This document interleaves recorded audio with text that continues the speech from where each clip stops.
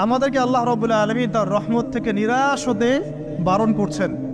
যে যত পাপ করেছে জীবনে, যদি একটা বার কেউ যদি আল্লাহ পাককে মন থেকে ডাকে, চোখ দিয়ে ঝরঝর করে পানি পড়ে, আল্লাহ পাককে বলে, সেজদায় গিয়ে পড়ে আল্লাহকে বলে রব্বিক ফিরলি, আল্লাহ আমাকে মাফ করে দাও, তার মনের মধ্যে যদি সততা থাকে, মন থেকে যদি সেই কথাটা বলে থাকে, আল্লাহ পাক শুধু তাকে ক্ষমাই করবেন না, তার সমস্ত গুনাহগুলোকে আল্লাহ নেকি দিয়ে পরিবর্তন করে দিয়েছে।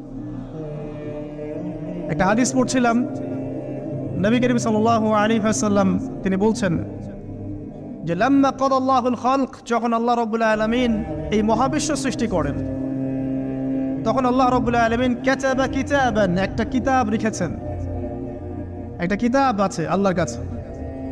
কাতাবা কিতাবান ফাহুয়া ইনদাহু ফাওকাল আরশ, যেই কিতাবটা আল্লাহর নিজের কাছে আছে আরশের উপরে, সেখানে আল্লাহ পাক লিখে রেখেছেন। কি লিখেছেন? ইন্না রাহমাতি সাবাকাত গদাবি, প্রতিটা ক্ষেত্রেই আমার রহমত, আমার দয়া, আমার করুণা আমার গজবকে পরাজিত করেছে। মানে আল্লাহ রাব্বুল আলামিনের গজব এর উপরে আল্লাহ পাকের রহমত অবস্থান করছে। জীবনের কোনো ক্ষেত্রে হতাশ হওয়ার কোনো সুযোগ নাই। আজকে পারিবারিক ভাঙন বলেন, ব্যক্তি পর্যায়ের আত্মিক ধ্বংসই বলেন, সমাজের বিপর্যয় বলেন, যাই বলেন, পিছনে একটা বড় কারণ আছে। সেটা হলো আল্লাহ থেকে দূরে থাকা মানুষ, আল্লাহ থেকে হতাশ হয়ে যাওয়া। আর এই কাজটা শয়তান পড়িয়েছে মানুষকে আল্লাহ থেকে দূরে সরানোর জন্য। কিন্তু আল্লাহ রাব্বুল আলামিনের কাছে কেউ যদি যেতে চায়, মন থেকে যদি আল্লাহকে একটা বারও ডাকে, আল্লাহ পাক এক ডাকের মাধ্যমেও তার গুনাহ মাফ করতে পারে। দুজন ব্যক্তির ঘটনা পড়লাম। একজন ব্যক্তি প্রচন্ড রকম আবেদ, প্রচুর ইবাদত করে। আপনারা জানেন ইবলিসও কিন্তু আবেদ ছিল, ইবলিস কিন্তু প্রচুর ইবাদত করেছে। এখন ওই ব্যক্তির একজন বন্ধু ছিল, এটা বানু ইসরাইলদের ঘটনা। তো সেই বন্ধু পাপী ছিল, বিভিন্ন কবিরা গুনাহ করত। আর এই আবেদ ব্যক্তি বারবার তাকে নসিহত করত, গুনাহ ছেড়ে দাও, তুমি পাপ করছো, গুনাহ ছেড়ে দাও। তখন সেই ব্যক্তি যে পাপ করছে সে বলতো যে আল্লাহ কি তোমাকে আমার রক্ষক বানিয়েছেন? আল্লাহ কি তোমাকে আমার উপর দারোগা বানিয়েছেন? আমাকে আল্লাহর হাতে ছেড়ে দাও, আমাকে নসিহত করতে শোনা। একদিন এই আবেদ ব্যক্তি তার বন্ধুকে একটা জঘন্য পাপ করতে দেখলো, এমন একটা পাপ যেটা দেখে তার মনে ধারণা আসলো এটা চরম জঘন্য একটা কাজ। তখন সে মুখ ফসকে বলে ফেলল যে আল্লাহ তোকে আর মাফ করবে না, আল্লাহ তোকে জান্নাত দিবে না। আল্লাহ রাব্বুল আলামিন মালাকুল মউতকে এই দুজনের কাছে পাঠালেন, দুজনের রূহকে কবজ করা হলো। এবার আল্লাহ পাক তার সামনে তাদেরকে উপস্থাপন করে বললেন যে তোমাকে আমার রহমত সম্পর্কে কে গ্যারান্টি দিয়েছে যে আমি কাউকে রহমত করব কি করব না? যাও, আমি তোমাকে জাহান্নামে পাঠালাম, ওই ব্যক্তি যে আমার রহমত প্রত্যাশা করেছে আমি তাকে জান্নাত দিয়ে দিলাম। দেখুন, এই হাদিসটা শুনলে মনে হয় বাহ্যিক হয়তো বা মুখের একটা কথার কারণেই সে জাহান্নামে চলে গেল। আসলে বিষয়টা এমন নয়। বিষয়টা আমি আপনাকে বোঝাচ্ছি। বিষয়টা হচ্ছে ইবলিসের মতো। ইবলিস কিন্তু শুধু মন থেকেই বলেনি যে খলাকতানি মিন নার ওয়া খলাকতাহু মিন তিন, আমি কেন তাকে সিজদা করব আদমকে? আদম তো মাটির তৈরি আর আমি তো আগুনের তৈরি। এটা ইবলিসের শুধু মৌখিক স্টেটমেন্ট ছিল না, কারণ কি ছিল? আবা ওয়াস্তাকবার, সে উদ্ধত হয়েছিল, অহংকার প্রদর্শন করেছিল। ভিতর থেকে ইন্টারনালি সে অহংকারী ছিল, সে আন্ডার এস্টিমেট করে কথাটা বলেছে, শুধু মৌখিকভাবে বলে নাই। কিন্তু ঠিক এই ব্যক্তির ঘটনা এমনই, সে মন থেকে অহংকারী হয়ে উঠেছিল, যদিও বা সে আবেদ ছিল। এখানে আমরা যারা প্র্যাকটিসিং মুসলিম হওয়ার চেষ্টা করছি, আমাদের জন্য এখানে নিদর্শন আছে। অচক্ষ নামাজ পড়েই ভেবে বসবেন না যে অনেক কিছু করে ফেলছে, এক চিল্লা দিয়ে মনে করে ফেলবেন না যে দিনের জন্য অনেক কিছু করে ফেলছে। একটা হজ করেছেন, ওমরা করেছেন, সিয়াম রেখেছেন, দিনের জন্য দান সদকা করেছেন, একটা মাদ্রাসা মসজিদ করেছেন, ভেবে বসবেন না আপনি সব অনেক কিছু করে ফেলেছেন এবং অন্যরা সব ককরোচ তেলাপোকা, ওরা জাহান্নামে যাবে, এমনটা মনে করবেন। জানি না আমরা যে কার আমলের কতটুকু আল্লাহর কাছে কবুল হচ্ছে। তো এখানে এই ব্যক্তির সমস্যা ছিল এই, সে নিজের আমলটাকে অনেক ভারী মনে করছিল এবং সে স্টেটমেন্ট দিয়ে ফেললো যে তোকে আল্লাহ পাক মাফ করবে না। এই একটা কথা মন থেকে বলার কারণে তার ইহকাল পরকাল দুটা বরবাদ হয়ে গেল, সে জাহান্নামে চলে গেল। ঠিক আরেক ব্যক্তির ঘটনা আছে এমন, এগুলো সবগুলো রেফারেন্স আছে। এক ব্যক্তি প্রচুর ইবাদত করত, আল্লাহ পাক তার ইবাদত করার জন্যে পাহাড়ের চূড়ায় একটা সুন্দর ব্যবস্থাও করে দিয়েছিলেন। সেখানে ডালিম গাছ হতো, ঝর্ণা আসতো, খাবারের কোনো অভাব নাই। হাদিসে এসেছে 500 বছর সে ইবাদত করেছে। কত বছর? কিয়ামতের মাঠে এই ব্যক্তির অবস্থা এমন হবে, তাকে জান্নাতে প্রবেশ করানোর জন্য নিয়ে যেতে বলা হবে, যাও আমার রহমতে জান্নাতে চলে যাও। আল্লাহ পাক তাকে এই কথাটা বলবেন, কিন্তু এই ব্যক্তি বলবে আমার আমলের কারণে, আল্লাহ পাক বলবেন আমার রহমতে জান্নাতে চলে যাও। ব্যক্তি বলবে আমার আমলের কারণে। আল্লাহ রাব্বুল আলামিন তখন তাকে দেওয়া সমস্ত নেয়ামতগুলোকে এক পাল্লায় করবেন, আর তার সমস্ত আমলকে আরেক পাল্লায় করবেন। তারপর দেখা যাবে আল্লাহর সমস্ত নেয়ামত তার একটা চোখের সমান হয় নাই। কথা কি বুঝতে পারছেন? একটা চোখের যে নেয়ামত আল্লাহ পাকের, সমস্ত আমল ও 500 বছরের ইবাদত এতটুকু হয়নি। তারপর তাকে বলা হবে ওকে জাহান্নামে নিয়ে যাও। এবার জাহান্নামে যাওয়ার সময় সে বলবে আল্লাহ তোমার রহমতে আমাকে মাফ করে দাও। তখন আল্লাহ পাক তাকে আবার ডেকে নিয়ে আসবে, বলবেন যে তোমাকে যে আমি ইবাদত করার জায়গা করে দিয়েছিলাম, এটাকে তুমি নিজে করেছো না আমি করেছি? সে বলবে আপনি করেছেন। তোমাকে যে আমি সৃষ্টি করেছিলাম তখন কি তুমি কোনো আমল করেছিলে? বলবে না। তাহলে তোমাকে যে সৃষ্টি করেছি আমি, এটা কি তোমার আমলের কারণে? না। তোমাকে সারা দুনিয়াতে এত নিয়ামত দিয়েছি, এটা কি তোমার আমলের কারণে? সে বলবে না। তখন তাকে জান্নাতে প্রবেশ করানো হবে। কিয়ামতের মাঠে এমন অনেক ঘটনা ঘটবে যেটা আমাদের চিন্তার বাইরে। আরেকজন ব্যক্তিকে ডেকে আনা হবে, যে ব্যক্তি একটা দুটা নয় বরং 100টা খুন করেছে। সে 99 জন মানুষকে হত্যা করার পর ফতোয়া খুঁজে বেড়াচ্ছিল যে আমার তওবা কবুল হবে কিনা। একজন আবেদের কাছে গিয়েছে। আবেদ আর আলেম কিন্তু এক জিনিস না। আবেদ মানে যে প্রচুর ইবাদত করে, তার জ্ঞান কম, সে শুধু জানে কিভাবে ইবাদত করতে হয়। আলেম হচ্ছে সে যে শরীয়তের গভীর জ্ঞান জানে, আবার ইবাদতও করে। আবার যারা জ্ঞান আছে আমল নাই, সেও কিন্তু প্রকৃত আলেম না। প্রচুর জ্ঞান আছে কিন্তু জ্ঞান অনুযায়ী আমল করে না, সেও কিন্তু প্রকৃত আলেম নন। এবার আসেন তো, এই আবেদের কাছে গিয়ে সে বলছে আমার কি ক্ষমা হবে? আমি 99টা খুন করেছি। সে বলল তোমার আবার ক্ষমা? তোমার ক্ষমা নাই। তখন এই ব্যক্তি এই আবেদকে হত্যা করে 100টা খুন পূর্ণ করলো, ওকেও সে মেরে ফেলছে। আমার ক্ষমাই হবে না তো তোর বেঁচে থাকার কি দরকার? তুইও মর। কি বুঝতে পারলেন? বর্তমান বিশ্বের উগ্র মাথার পলিটিশিয়ানদের মতো অবস্থা।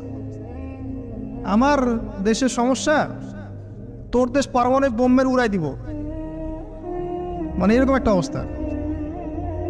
তো আল্লাহ রাব্বুল আলামিন এই ব্যক্তির মধ্যে একটা চেতনা তৈরি করলেন যে আমাকে তওবা করতে হবে।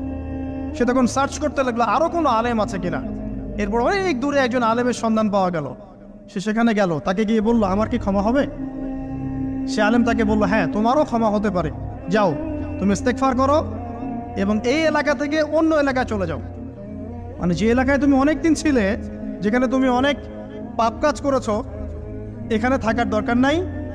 তওবা করে তুমি অন্য কোথাও চলে যাও, নতুন একটা জীবন শুরু করো। এখানে থাকলে হবে কি, তোমার স্মৃতিগুলো তোমাকে তাড়িয়ে বেড়াবে এবং মানুষ তোমাকে খারাপ নজরে দেখতেই থাকবে, তুমি তখন কষ্ট পাবে। এই জন্য তুমি চলে যাও। তো চলে যেতে যেতে সে রাস্তায় ইন্তেকাল করে। এবার তার রূহ নিবে কে? এই জন্য দুদল ফেরেশতা আসছেন, জান্নাতি এবং জাহান্নামী। তাদের মধ্যে বাক বিতরটা হচ্ছে কে রূহ নিয়ে যাবে। তো জাহান্নামের ফেরেশতারা বলছেন সে এতগুলো খুন করেছে, তার রূহটা আমরা নিব। আর জান্নাতি ফেরেশতারা বলছেন না, সে তওবা করতে এসেছিল, অতএব সে আল্লাহর অভিমুখী হয়েছে, তার রূহটা আমরা নিব। আল্লাহ পাক এখানে একটা কৌশল করলেন। আল্লাহ পাক ফেরেশতাদেরকে বললেন তোমরা রাস্তাটাকে পরিমাপ করে দেখো, যেদিকে যাচ্ছিল তার পরিমাপ বেশি নাকি যেখান থেকে এসেছে ওর পরিমাণ বেশি। আল্লাহ পাক জমিনকে আদেশ করলেন হে জমিন তুমি প্রশস্ত হয়ে যাও। এবার পরিমাপ করে দেখা গেল সে তওবার দিকে আসছিল এর পরিমাণটা বেশি। এই একটা কাজের ওসিলা আল্লাহ পাক তাকে মাফ করে দিলেন। মনে রাখবেন, এটা মৌখিক বিষয় ছিল না, সে মন থেকে ভিতর থেকে কিন্তু সে আল্লাহর প্রতি অনুগত হয়েছিল। এই মনের বিষয়টা আল্লাহ ছাড়া কেউ জানে না। আপনি দেখতে পারেন সমাজে অনেকে দাড়ি টুপি পাগড়ি জুব্বা সব লাগিয়ে ঘুরছে, তো বিশ্বাস করেন তাদের মনটা এমনও হতে পারে যে জানোয়ারের চেয়েও কুৎসিত, এমনও হতে পারে। আবার আপনি দেখবেন সমাজে এমন অনেক মানুষ ঘুরছে যারা হয়তো অনেক পাপে লিপ্ত মনে হচ্ছে, কিন্তু মনের মধ্যে সততা আছে। আর যার মনের মধ্যে সততা আছে, আল্লাহ বা কোনো না কোনো দিন ইনশাআল্লাহ তাকে হেদায়েত দিবে। এটা আমরা আমাদের অভিজ্ঞতা থেকেও দেখেছি। এমন অনেক মানুষকে আমরা দেখেছি যে ড্রাগ অ্যাডিক্টেড ছিল, মিউজিক করেছে, হারাম সম্পর্কের মধ্যে ছিল, নামাজ ঠিক মতো পড়ে নাই, কিন্তু যখনই আল্লাহর কথা আলোচনা হতো দেখতাম সে খুবই শান্তভাবে মন থেকে কথা শুনছে। এই কথা শুনতে শুনতে শুনতে একদিন মাশাআল্লাহ এখন দেখবেন যে চিল্লা দিয়ে বেড়াচ্ছে বিভিন্ন মসজিদে। আল্লাহ হেদায়েত দিয়েছে, সব ছেড়ে দিয়েছে। এরকম মানুষের অভাব নাই কিন্তু সমাজে। তো এখানে আল্লাহ পাকের রহমত বা দয়ার একটা উজ্জ্বল দৃষ্টান্ত দেখতে পারবেন। ঠিক এরকম আরও একটা ঘটনা আছে বনু ইসরাইলের। এক ব্যক্তি এত পাপ করেছে যে শেষে মৃত্যুর সময় সে সন্তানদেরকে ডাকছে, ডেকে বলছে যে আমি যখন মারা যাব আমার লাশটাকে তোমরা কবর দিও না, যদি আল্লাহ পাক আমাকে ধরতে পারেন তাহলে খবর আছে আমার। আর কি করতে হবে? সে বলছে যে আমার দেহটাকে তোমরা পুড়িয়ে ফেলবে, এবং পুড়িয়ে ফেলার পরে ছাইগুলোকে একত্রিত করবা, করে অর্ধেক ছাই সমুদ্রে ভাসিয়ে দিবা, অর্ধেক ছাই বাতাসে উড়িয়ে দিবা। সন্তানরা তাই করলো। মৃত্যুর পর আল্লাহ পাক এই সমুদ্র এবং জমিনকে বাতাসকে আদেশ করলেন যে তোমরা ছাই জড়ো করে দাও। আর মানুষ আর জিন আল্লাহর কথা না শুনলেও এই প্রকৃতি আল্লাহ পাকের কথা শোনে। বিজ্ঞান বলে প্রকৃতি থেকে সব হচ্ছে। কি প্রকৃতি? প্রকৃতি কি, কাকে বলে? মানুষকে আল্লাহর ইবাদতকে বাদ দিয়ে প্রকৃতি পূজায় নিয়ে গেছে। এই পুরো প্রকৃতি আর মহাবিশ্বে এক আল্লাহর ইবাদত করে। কে সৃষ্টি করলো প্রকৃতি? প্রাকৃতিকভাবে হয়েছে সবকিছু বলে, আল্লাহ থেকে হয়েছে বলা যাবে না। বললে আপনি মৌলবাদী হয়ে যাবেন। আল্লাহ শব্দ ইউজ করলে আপনি মৌলবাদী হয়ে যাবেন। ধর্মতাত্ত্বিক শব্দগুলোকে আস্তে আস্তে উঠিয়ে দেওয়া হয়েছে। দেখবেন যুক্তি, বিজ্ঞান, দার্শনিক শব্দগুলোকে আনা হয়েছে। এটাও টেকনিক্যালি করা হয়েছে। কোনো সেকুলার মিডিয়াতে আপনি দেখবেন না ইনশাআল্লাহ বলছে। ইনশাআল্লাহ প্রমাণ করবে যে আপনি আস্তিক না নাস্তিক। তো প্রকৃতিকে আল্লাহ পাক আদেশ করলেন, এই সমুদ্র ছাই জড়ো করো, এই বাতাস ছাই জড়ো করো। তারা ছাই জড়ো করে দিল। এই ব্যক্তিকে বলা হচ্ছে তুমি জীবিত করে, আল্লাহ পাক বলছেন তুমি যে এই কাজটা করেছিলে, লিমা ফাআলতা হাদা, তুমি এই কাজটা কেন করেছো? তখন এই ব্যক্তি উত্তর দিচ্ছে, মিন খাশিয়াতিকা ইয়া রাব্বি ওয়া আনতা আ'লাম। হে আল্লাহ, আমি আমার বুঝে যা এসেছে আপনার ভয়েই আমি এই কাজটা করেছি, আর আপনি খুব ভালো করেই জানেন যে আমি আপনার ভয়ে করেছি নাকি অন্য কোনো কারণে করেছি। মানে আপনি আমার মনের কথা জানেন। আল্লাহ পাক তাকে মাফ করে দিলেন। আপনাদেরকে আমি সেই ব্যভিচারী মহিলার কথাও মনে করাই, যে ছিল একজন প্রস্টিটিউট মহিলা, পতিতা, যেটা আমরা বলি সমাজের ভাষায়। যদিও এখন নতুন শব্দ এসেছে সেক্স ওয়ার্কার বা যৌনকর্মী, এবং এগুলোকে আমরা এখন প্রমোট করছি। আমরা এখন অশ্লীলতাকে প্রমোট করছি। এই কথা বলতে আমাদের বুক কাঁপা উচিত নয় যে আমরা এখন অশ্লীলতাকে প্রমোট করছি। আমরা এখন কাপড় খোলার সংস্কৃতির দিকে যাচ্ছি। যে কাপড় খুলে দিয়েছিল ইবলিস। ইবলিস আমাদের বাবা মার কাপড় জান্নাতে খুলে দিয়েছিল, এটা কি জানেন? ফল খাওয়ার পরে এই ফল খেতে কে প্রলুব্ধ করেছে? ইবলিস। গাছের কাছে গিয়ে ফল ভক্ষণ করার পর সর্বপ্রথম আমাদের পিতামাতার গা থেকে কাপড় খুলে পড়ে গেছে। তা আমাদের পিতামাতাকে মহাবিশ্বে নগ্ন করে দিয়েছে ইবলিস, আর তার অনুসারীরা এই জমিনে আদম সন্তানদেরকে নগ্ন করছে এখন। অতএব এই যে একটা ট্রেন্ড এখন চলছে, দেখবেন হারাম রিলেশনশিপকে মিডিয়ার মধ্য দিয়ে প্রমোট করা হচ্ছে, মনে হয় একটা স্বাভাবিক বিষয়। কোনো বিষয়ই না এটা, যে কেউ জেনাই করতে পারে। জেনা, পর্ন খুব নর্মাল। হালাল ভাবে যদি আপনি বিয়ে শাদী করতে যান তখন সমস্যা হচ্ছে। হালাল ভাবে যদি আপনি বিয়ে করতে যান তখন সমস্যা হচ্ছে। হারামভাবে আপনি যা ইচ্ছা তাই করতে পারেন, সমাজে কেউ কিছু বলছে না। এখন বলছে এগুলো স্বাধীনতা। সুবহানাল্লাহ, কোন স্বাধীনতা? স্বাধীনতা বলে কোনো শব্দ নাই মহাবিশ্বে। এই পুরো বিশ্বের সমস্ত মানুষ আল্লাহর অধীনে পরাধীন। এই বিশ্বে যত মানুষ বসবাস করছে এখন, এরা কেউই স্বাধীন নয়। না কেউ স্বাধীন ছিল, না আছে, না থাকবে।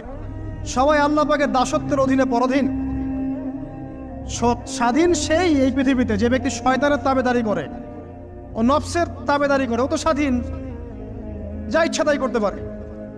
এই যে অশ্লীলতার প্রমোটিংটা চলছে, এটাকে পারিবারিকভাবে বন্ধ করতে হবে। আল্লাহ পাক আমাদেরকে বোঝার তৌফিক দান করুন।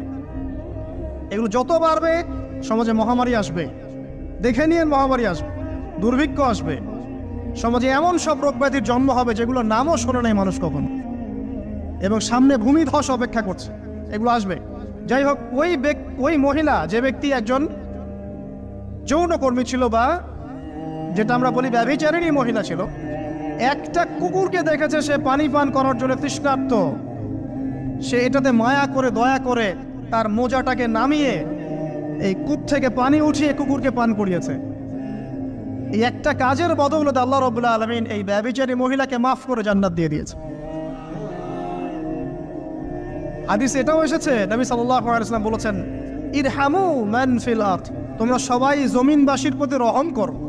জমিনে মুসলিমই থাকতে হবে, তাদের প্রতি রহম করতে হবে এমন নয়, জমিনবাসী যারাই আছে সবার প্রতি রহম করো, জাতি ধর্ম বর্ণ নির্বিশেষে।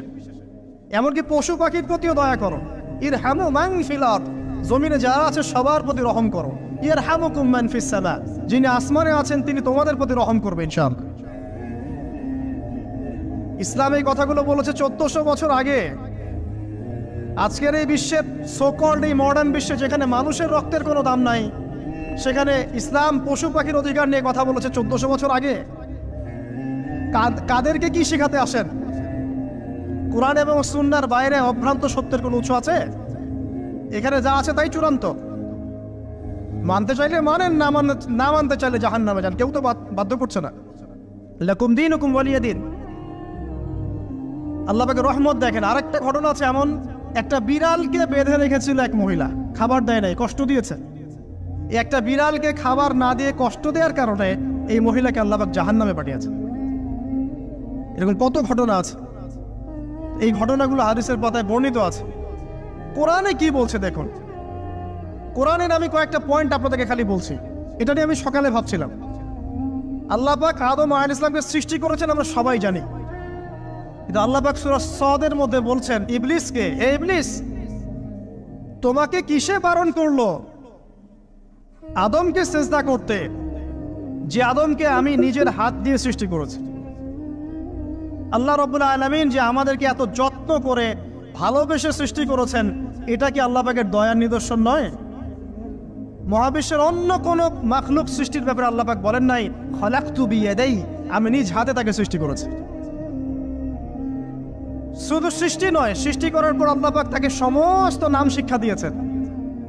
এই যে জ্ঞান শিক্ষা দেওয়া, জ্ঞান, এটা আল্লাহ পাকের সবচেয়ে বড় নিদর্শনগুলোর মধ্যে অন্যতম।